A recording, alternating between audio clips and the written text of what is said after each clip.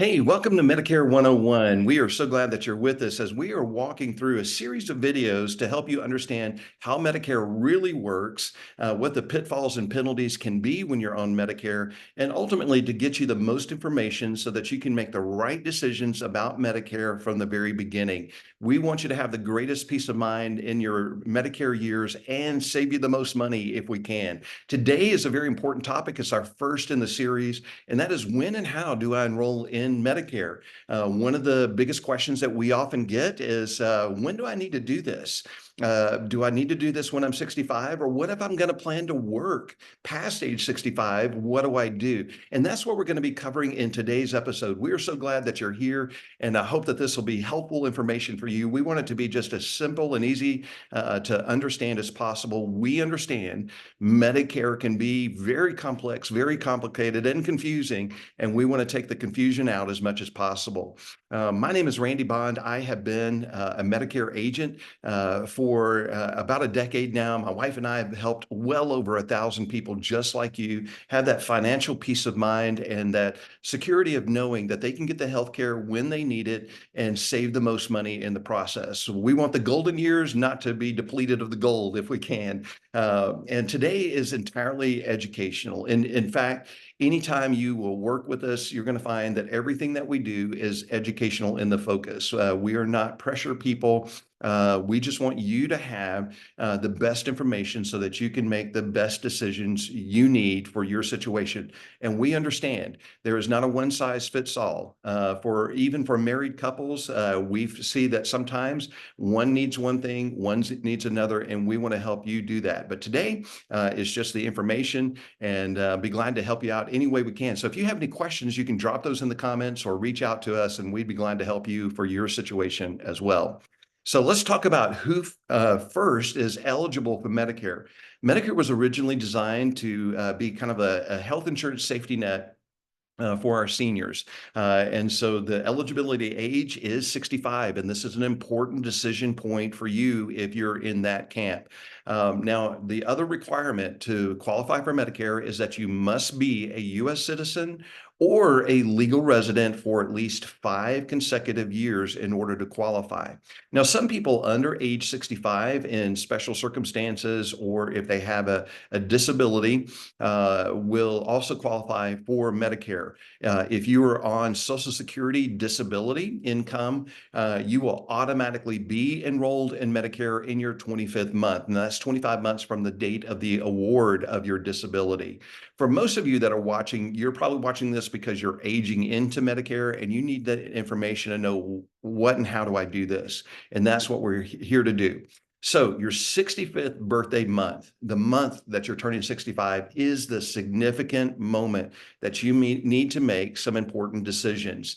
Now, Medicare gives you a 7-month window called your initial enrollment period that you can sign up for Medicare A and B and get a Part D plan and maybe even enroll in other things as well. But this is all centered around that month that you're turning 65.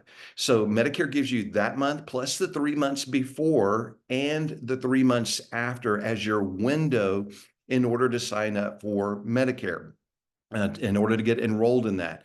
So just to kind of give a real life example so that you understand that, let's say that Bob is turning 65. Happy birthday, Bob. And he's turning 65 on July 30th. Now, Bob's initial enrollment period is going to extend all the way back to April 1st. So notice that even though his birth date is on the 30th of the month, Medicare actually starts the enrollment when you're coming onto Medicare on the 1st of the month that you're turning 65, or if it's after 65, whatever that first of the month will be. So the first is always the effective date, which means that all the way back to April 1st is when Bob can start making those enrollment steps.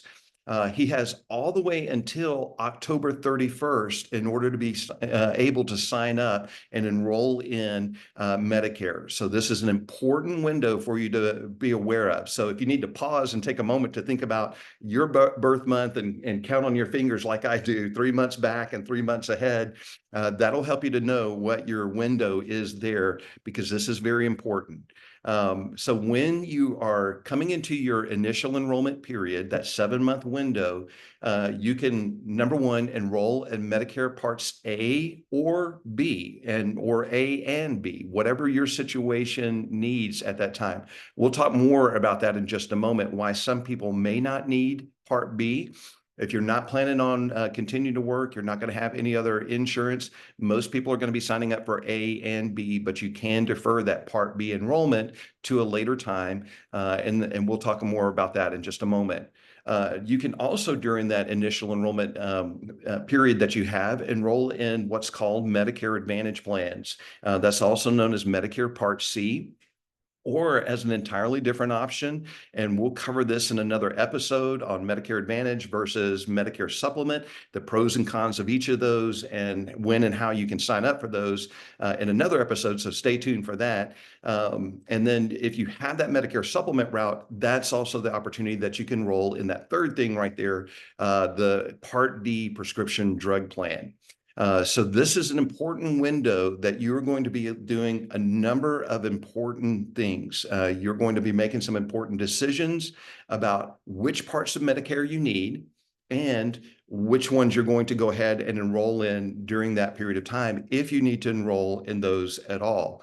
So understand, if you do not take advantage, if you do not make those decisions and take those steps to actually enroll during your Medicare initial enrollment period, there are penalties. And I want you to be aware of this, because some people that I've encountered have not been aware of this, and this has been very, very costly for them. So if you don't sign up for Medicare Part B or enroll in a Part D prescription drug plan during your initial enrollment period, Medicare will add a penalty to your premium. So Medicare Part B in 2024 has a $174.10 per month monthly premium. And if you waited to sign up for that, Medicare will add on to that a 10% penalty per year that you did not, where you're not enrolled, from the time that you had your initial enrollment period to the time that you actually did. So in this, let's say that you waited a year, you thought, you know what, I really don't need it. I'm in good health. I'm going to wait because I don't want to pay that $174 a month. Who would? Well, if you waited a year to sign up for that, Medicare is going to add 10% of that $174 or whatever it is at that point onto that 174. So 10% is another $17.41. And that would be added onto your premium every month for the rest of your life. The Medicare penalties do not go away. And so this can be a very costly decision, and none of us wants to pay Medicare and the government any more than what we have to. So this is why you want to do this when you are first able to. This is not something that you want to put off because you simply don't want to pay or you think you're in good health. This is the time that Medicare has given you to actually sign up. Same goes for Part D, but the penalty is a little bit different. It's 1% for every month that you were not signed up. So if you waited 2 years to get a Part D prescription drug plan, that's 24 months. So that would be a 24% penalty that would be added on top of your monthly premium. And again, that never goes away. Now, here's the exception. If you have creditable coverage, this is an important phrase, and you want to write this down. You want to use this with your human resources person. So if you're planning on continuing to work and you have group benefits, before you make a decision about what you're going to do with Medicare, you need to have a conversation with your HR person and ask them this question: is our coverage at our company creditable coverage for Medicare? That's the key question. If they say no, then you need some Medicare coverage. You need to sign up for Medicare, get your Part D plan or Part C plan that would have your prescription drug plan coverage in there to avoid that penalty. However, if your HR person tells you that, yes, we have creditable coverage, then you can defer until you're actually retiring or losing those group benefits, your Part B and those Part D, if you've got something good. Now, some people will take a look because they really don't have a good plan. It may be creditable coverage, but it's kind of stinky. And sometimes the Medicare plans in your area may actually be better and less expensive than the group plan that you have right now. And so that's worth taking a look at just to make that decision. So if you have any questions about the penalty, you can leave that in the comments or reach out to us and be glad to try to clarify that for you. Now, understand you're going to be contacting Social Security office in order to sign up for this. We'll give you more information on that in a second here, but you don't have to sign up for Social Security and Medicare at the same time. You qualify for Medicare at age 65, but if you're just now coming on to that age 65, you've been having to wait to hit that full retirement age for Social Security. You're not signing up for both of those at the same time. Excuse me. So with the Medicare, you're eligible when you turn 65. And it could be, again, before age 65, if you're already on some kind of Social Security disability or other special circumstances. With Social Security, you hit your full retirement age if you're born in 1959 at 66 and 10 months. And then for the rest of us who have been born 1960 and later, that full retirement age is 67. So again, you're not having to sign up for both of these at the same time. And you can start your Social Security as early as age 62, but you'll have those permanently reduced benefits as if you're already on there, you kind of know that. Now, you can receive a higher amount on Social Security if you delay your benefits until after full retirement age up to age 70. And folks, there is zero benefit to waiting past your 70th birthday to start receiving your Social Security benefits. So as soon as you turn 70, if you're putting it off all the way until then by all means, celebrate your birthday with your first Social Security check. Now, how do you sign up for Medicare? Again, you're contacting Social Security. Now, if you are turning 65 and you're already receiving some Social Security benefits, so maybe you retired at age 62 or you started receiving your Social Security benefits at age 62, if you're already receiving some form of a Social Security payment, you are going to be automatically enrolled in A and B. So when you're turning 65, about 3 months before, you're going to get that little package in the mail that has your red, white, and blue Medicare card, and it'll say the effective dates are the first of the month that you're turning 65 on there. Now, if you're planning on continuing to work, there's going to be a form in that package, just a simple one-page form where you can opt out of Part B until you're getting ready to retire. Again, have that conversation with your HR representative to make sure that you have creditable coverage before you do that. If you do not have creditable coverage, even if you have insurance or if you have COBRA, you will have that Medicare Part B penalty assessed to you and possibly the Part D penalty. Both of those can apply to the same person.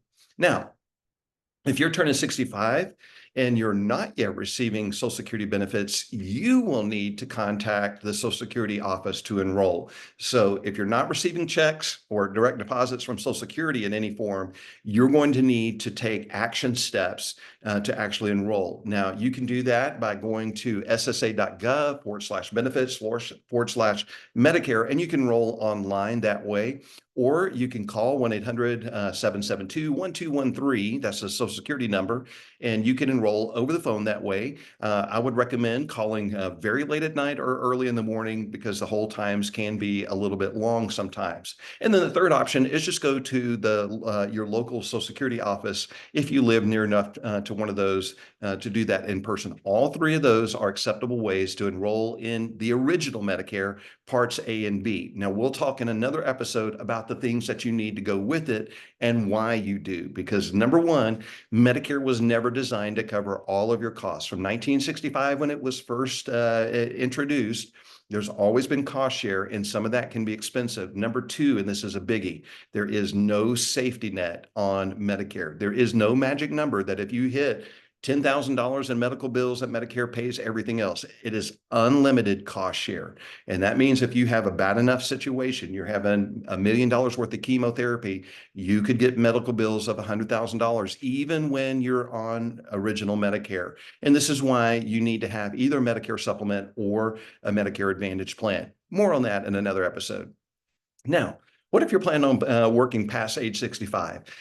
This is becoming maybe a little bit more of a necessity for a lot of people, or just the reality of, it's going to help to maybe keep you healthy and alive and alert by staying active, especially if it's a job you love. If it's not, you might die sooner. But for many people, this may be a reality. Now, if you're working past age 65, you can enroll in Medicare Parts A and B. So again, you're going to check with your Medicare administrator, but it can be that even when you're working, even when you have some insurance, you might need both of those. You may have a choice to delay in enrolling in Part B if you have creditable coverage. Now, Part A, and we'll cover this in the next episode, has generally speaking, for most people who have worked at least 10 years in their life, no premium. And so a lot of employers, even with a good group health plan, will want you to have Part A because that's going to help the plan save money and there's no real additional cost to you. But you can delay enrolling in Part B if you have creditable coverage. And that means you would not have to pay that Part B premium every month until you got ready to retire. So you've got some time to do that. And it may be just unnecessary for you to have it because your group plan is pretty decent on the Part B benefits. So if you have creditable coverage, you do have the option of putting off enrolling in Part B. That's B like boy. Always, always, always, before you make that decision, talk to your benefit administrator. You need to find out, what do I need for the group coverage we have? I'm coming on to Medicare. Number one, is our coverage creditable coverage for Medicare? Have you written that down yet? It's kind of important. Probably the most important question that you're going to ask your HR person as you're making this decision if you're planning on continuing to work. Number two, you need to ask them, do I need just Part A or do I need A and B for the plan that we have since I'm going to be Medicare age? And they'll be able to give you that information. They have all of that. That should be a fairly straightforward thing that they have at their fingertips and can get for you. Now, it's very, very important. You keep records while you're continuing to work, and you will need the creditable coverage letter that your HR person will provide for you.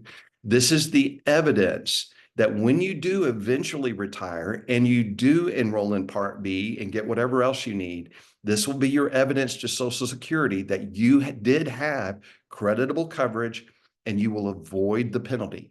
If you cannot produce this, then you may be assessed that Part B penalty. So this is where you make your insurance file. If you've never had one before, even if it's a Ziploc bag that you put in a very safe place, you want to hang on to that just the records of your insurance from the point that you're turning 65 on until you're getting on to Medicare. So those are some critical things there. Now, when you are retiring, you do have a special enrollment period. And during that time, it's about an 8-month period that you can get signed up for Medicare. And I recommend start that process well before you're getting ready to retire. So you can go ahead and get enrolled in your Part B and set that effective date for when you're retiring and losing your benefits. Now, I would wait till about 3 months before, 2 months before, really is a good time frame, 2 to 3 months. And make sure you get everything set up so that when you're retiring, you have your group plan that ends and immediately all of your Medicare things just start so you have no gap in insurance. Now, you do have 63 days that you're able to sign up. This is 63 days from the ending of your group coverage.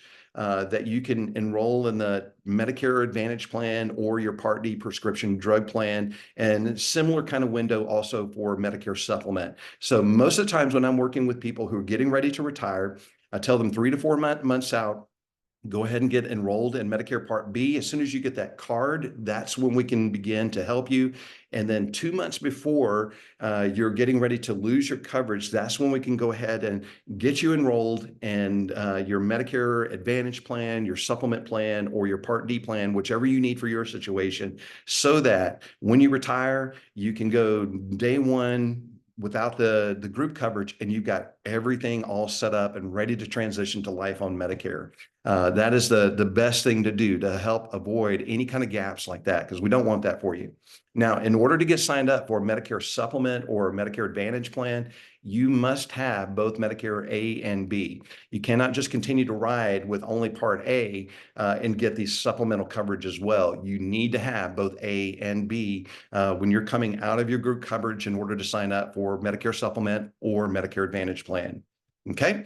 Now, if you are in any of these 5 states, we're licensed in all 5 of these states, plus the state of Maine for a funny reason, but we'd be glad to help you. If you'd like more personalized information, Sandy or I would be glad to work with you one-on-one, and you can reach out to us by phone. There's my phone number there, email address, and also you can see the after the ad, that's our website.